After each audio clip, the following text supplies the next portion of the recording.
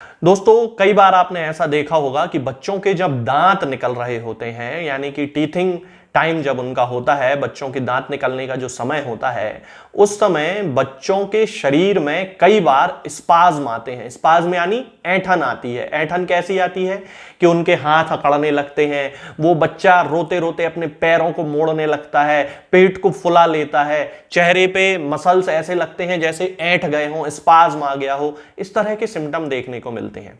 इसके साथ में एक बीमारी होती है जिसे मिर्गी कहा जाता है, एपिलेप्सी कहा जाता है। एपिलेप्सी में भी कई बार ऐसा देखा जाता है कि जैसे ही मिर्गी का दौरा किसी मरीज को पड़ता है तो उसकी आंखें एकदम से अपवर्ड रोल हो जाती हैं, यानी कि वो आंखें ऊपर घुमा लेता है, जीभ बाहर निकाल लेता है और पूरे शरीर को एकदम से ऐसे कड़क कर लेता है। इसको स्पाज्म कहा जाता है। इसके साथ में एक और बीमारी होती है जिसे हिस्टीरिया कहा जाता है। हिस्टीरिया यानी कि वो बीमारी जिसमें कि मरीज अचानक से बेहोश हो जाता है या फिर बैठे बैठे कहीं खो जाता है। उसे पता नहीं रहता कि उसके आसपास, उसके रूम में या वो जहां बैठा है उस जगह पर क्या चल रहा है। वो उपस्थित है केवल शरीर से, मानसिक रूप से वो उपस्थित नहीं है। कई बार ऐसा देखा जाता है कि हिस्टीरिया के कुछ ऐसे केसेस भी होते हैं कि व्यक्ति पूरा काम अपना कर लेता है लेकिन उसे पता नहीं चलता कि उसने क्या काम किया है। काम बिल्कुल सही करता है लेकिन उसके दिमाग में यह चीज नहीं रहती कि वो क्या काम कर रहा है। तो ये जो 3 सिम्टम्स मैंने आपको बताए हैं, कौन कौन से? पहला, बच्चों के शरीर में दांत निकलते समय स्पाज्म आना, ऐंठन आना। दूसरा, मिर्गी का दौरा बढ़ना। और तीसरा, हिस्टीरिया। इन तीनों ही सिम्टम्स के लिए होम्योपैथी में एक बहुत ही जबरदस्त रूप से रामबाण औषधि के रूप में काम करने वाली एक दवा होती है। इस दवा का नाम है सिकुटाविरोसा। होम्योपैथिक मेडिसिनल सिस्टम की ये वो मेडिसिन है जो कि स्पाज्म के केसेस को, मिर्गी के केसेस को, हिस्टीरिया के केसेस को 100% सिंगल मेडिसिन के रूप में ठीक करने की क्षमता अपने अंदर रखती है।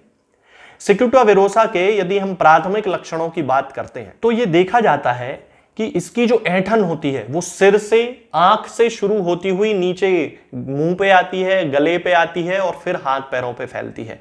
होम्योपैथिक मेडिसिनल सिस्टम चूंकि दवाओं के लक्षणों पर आधारित सिस्टम है, इसलिए होम्योपैथी में स्पाज्म के लिए या इस तरह की ऐंठन के लिए और भी बहुत सारी दवाएं हैं। अब इन दवाओं में डिफरेंशिएट ऐसे ही किया जाता है, यानी कि सभी दवाओं को एक दूसरे से भिन्न भिन्न इस प्रकार किया जाता है कि उनके लक्षण किस तरह के हैं। जैसे क्यूप्रम मेटालिकम भी ऐंठन के लिए बहुत अच्छी दवा है, लेकिन क्यूप्रम मेटालिकम की जो ऐंठन होगी वो अलग तरीके की होगी। और सिकुटाविरोसा की कैसी होगी कि सिर से शुरू होगी, फिर आंख पे आएगी, फिर चेहरे पे आएगी, फिर गले पे आएगी और फिर हाथों और फिर पैरों पर पहुंचेगी। इस तरह से सिकुटाविरोसा की ऐंठन होती है। नक्स वोमिका भी बहुत अच्छी मेडिसिन है, लेक्नेंथिस भी ऐंठन की बहुत अच्छी मेडिसिन है। तो चूंकि होम्योपैथी में लक्षण जैसे जैसे बदलते जाते हैं वैसे वैसे दवाएं बदलती जाती हैं। इसके साथ में जैसा कि मैंने आपको बताया कि इसका जो रोगी होता है, इसका जो पेशेंट होता है, वो बैठे बैठे कहीं खो जाता है। इस सिम्टम के लिए भी होम्योपैथी में बहुत सारी दवाएं हैं, लेकिन सिकुटाविरोसा हमें किस मरीज को देना है? जिस मरीज को काम करने के बाद याद नहीं रहता कि उसने क्या काम किया है। मान लीजिए हमारी क्लिनिक पर ऐसे बहुत सारे पेशेंट्स आते हैं जो जिनसे बहुत सारे क्वेश्चंस पूछे जाते हैं, वो उनके आंसर्स भी सही सही देते हैं, लेकिन जब उनसे बाहर जाके पूछा जाता है कि डॉक्टर ने आपसे क्या कहा, क्या पूछा, उन्हें कुछ भी याद नहीं रहता। इस तरह से दिमाग में एकदम शून्य चेतना जैसी स्थिति होती है कि व्यक्ति को कुछ याद ही नहीं है कि आखिर उसने क्या कहा है, उसने क्या बात की है, उसने क्या काम किया है। इसी तरह का लक्षण नेट्रम म्यूरियाटिकम में भी देखने को मिलता है। तो मैं हमेशा आपको अपने हर वीडियो में लक्षणों की भिन्नता के आधार पर दवाएं बताता हूं कि किस लक्षण में किस दवा का उपयोग करना चाहिए। इसके अलावा जिन लोगों को सीबोरिक डर्मेटाइटिस की शिकायत होती है, और किस तरह का सीबोरिक डर्मेटाइटिस, बहुत ही ज्यादा इंटेंसिटी, बहुत ही ज्यादा खतरनाक रूप वाला, जिसमें कि मरीजों के सिर पे यानी कि स्काल्प पे, उनकी खोपड़ी पे छोटी छोटी फुंसियां पड़ने लगती हैं, उन फुंसियों में पस पड़ने लगती है और वो फुंसियां इतनी ज्यादा हो जाती हैं कि पूरे शरीर पर पस की एक पपड़ी जैसी, एक लेयर जैसी बन जाती है। तो ये जो सीबोरिक डर्मेटाइटिस होता है, ये एक सबसे ज्यादा इंटेंसिटी वाला, सबसे ज्यादा सिवियर फॉर्म है सीबोरिक डर्मेटाइटिस का।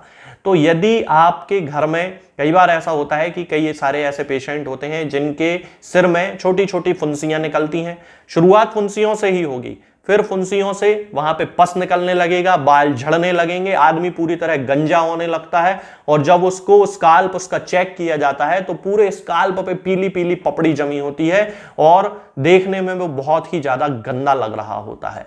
तो इस सिम्टम के लिए सिकुटावेरोसा एक कैरेक्टरिस्टिक मेडिसिन है और सबसे अच्छी, सबसे ज्यादा इफेक्टिव मेडिसिन होती है अगर किसी को इस तरह का सीबोरिक डर्मेटाइटिस है जो कि फुंसियों के साथ होता है। यानी कि पहले शरीर में फुंसियां पड़ेंगी, स्काल्प पे, खोपड़ी पे फुंसियां पड़ना शुरू हो जाएंगी, उन फुंसियों से पस निकलने लगेगा, पस निकलते निकलते इतनी ज्यादा फुंसियां हो जाएंगी कि वहां पर पूरे स्काल्प पे, पूरी खोपड़ी पे फुंसियां हो जाएंगी और पूरी एक लेयर का फॉर्मेशन हो जाएगा, एक पूरी पपड़ी बन जाएगी पूरे स्काल्प पे, बाल पूरे झड़ने लगेंगे, सिर में बहुत ज्यादा खुजली चलने लगेगी।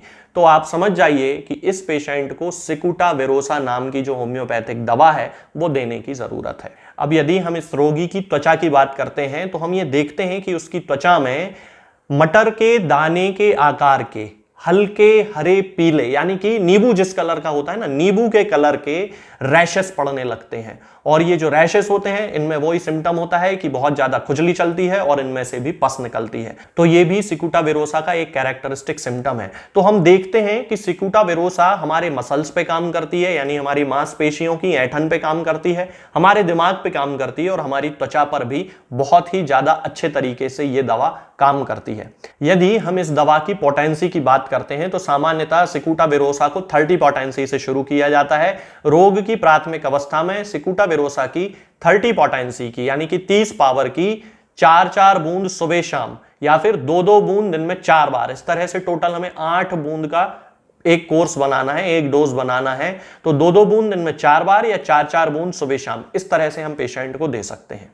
यदि बहुत ज्यादा क्रॉनिक कंडीशन है, यानी कि किसी भी मरीज की बीमारी को, बीमारी कोई सी भी हो, यदि उसके शरीर में ऐंठन हो रही है, यानी कि पैरालिसिस भी हो सकता है, मिर्गी भी हो सकती है, बच्चों के दांत निकलते समय की उसकी ऐंठन हो सकती है, हिस्टीरिया हो सकता है, बीमारी कोई भी हो, उस बीमारी में जो सिम्टम्स मैंने आपको बताए हैं यदि वो देखने को मिल रहे हैं और वो जो सिम्टम्स हैं वो क्रॉनिक हैं, क्रॉनिक यानी कि वे सिम्टम्स जो कि लंबे समय से किसी मरीज के शरीर में है, 1 महीना होते ही कोई भी बीमारी क्रॉनिक हो जाती है, तो 1 महीने से पुरानी कोई भी बीमारी हो, उस कंडीशन में हमें 200 पोटेंसी में सिकुटावेरोसा का उपयोग करना है। और कैसे करना है कि 4 बूंद सीधे मरीज की जीभ पे रख देना है और ऐसा हमें हफ्ते में केवल 1 बार करना है, यानी कि हर हफ्ते हमें मरीज को 4 बूंद इस दवा की देना है। धीरे धीरे क्रॉनिक केसेस में धीरे धीरे इसके जो इफेक्ट्स हैं वो शरीर में आएंगे।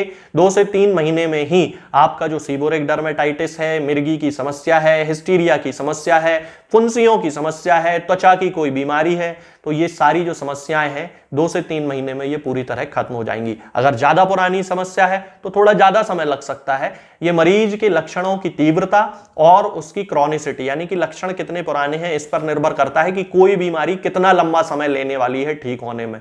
हम लोग बहुत सारे ऐसे पेशेंट देखते हैं जो कई साल पुरानी बीमारी में भी 2-3 महीने में ठीक हो जाते हैं और कई बार ऐसा भी होता है कि 2-3 महीने पुरानी बीमारी भी बहुत ज्यादा लंबा समय ले लेती है। तो ये वाइटलिटी पे भी निर्भर है, मरीज के शरीर पे निर्भर करता है, शरीर अंदर से कैसा है और लक्षण कितने पुराने हैं ये भी निर्भर करता है। तो ये जो दवा है आपको सिकुटावेरोसा, ये आपको किसी भी होम्योपैथिक मेडिकल स्टोर पे बड़ी आसानी से मिल जाएगी। ऑनलाइन भी आजकल होता है ये सब दवाओं का काम, तो आप ऑनलाइन भी मंगा सकते हैं। मैं किसी भी मरीज को ना कोई दवा बेचता हूं और ना ही भेजता हूं, क्योंकि मेरा केवल कंसल्टेशन का काम है। और अब ये बात मैं अपने हर वीडियो में आप लोगों को बताने लगा हूं क्योंकि जरूरी हो गया है। बहुत सारे लोग दवाइयों के लिए मैसेज करते हैं, अननेसेसरी परेशान होते हैं, इसलिए आप फार्मेसी जहां आपके घर के आसपास हो वहां से ले लीजिए या फिर ऑनलाइन मंगा लीजिए। आज के इस वीडियो में फिलहाल इतना ही। आगे के वीडियोस में मैं आपसे बात करूंगा कुछ नई बीमारियों के बारे में और उनकी होम्योपैथिक दवाओं के बारे में। तब तक के लिए जय हिंद, जय भारत। दोस्तों, होम्योपैथिक दवाओं को खाने का सबसे अच्छा तरीका होता है कि हम हमेशा खाली पेट इन दवाओं को खाएं। जिन दवाओं को दिन में केवल 1 बार खाना है उन्हें सुबह खाली पेट खा लेना चाहिए, मुंह में अच्छे से कुल्ला करके, गार्गल्स करके मुंह को साफ कर लेना चाहिए और उसके बाद हमें होम्योपैथिक दवाई खा लेना चाहिए। जिन दवाओं को दिन में 2 बार या 3 बार या 4 बार खाना होता है, उन दवाओं को खाली पेट खाने का मतलब होता है कि हम उन दवाओं को खाने के लगभग आधे घंटे पहले या फिर 2 से ढाई घंटे बाद ही खाएं।